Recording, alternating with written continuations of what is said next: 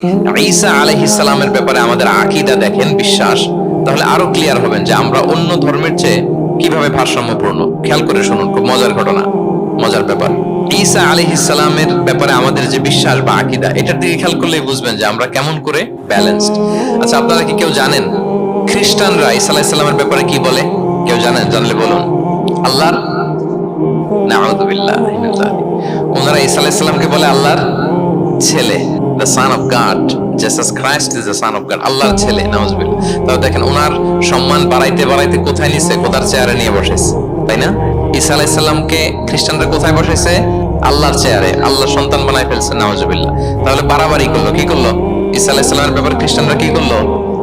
বাড়াবাড়ি। আচ্ছা, আপনারা কি জানেন ইহুদিরা ঈসা আলাইহিস সালামের ব্যাপারে কি বলে?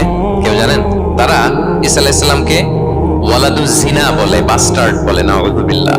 কি বলে? জিনার সন্তান, মানে জারদ সন্তান বলে আল্লাহর এই নবীকে ইহুদিরা। তাহলে ওনাকে অপমান করতে করতে ছাড়াছাড়ি, যেটা নামাতে নামাতে কত নিচে নামাইছে দেখছেন?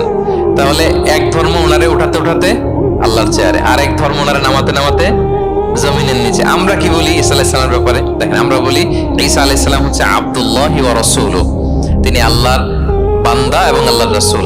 আল্লাহর বান্দা বলার মধ্য দিয়ে আমরা খ্রিস্টানকে রিফিউট করি, খ্রিস্টান কমিউনিটিকে। তোমরা যে আল্লাহর চেয়ারে নিয়ে বসাইছো এটা ভুল, ওইখানে না, আরো নিচে নামাইতে হবে। উনি আল্লাহর বান্দা আর রাসূলুহু, সম্মানিত রাসূল বলে আমরা ইহুদিদেরকে রিফিউট করি।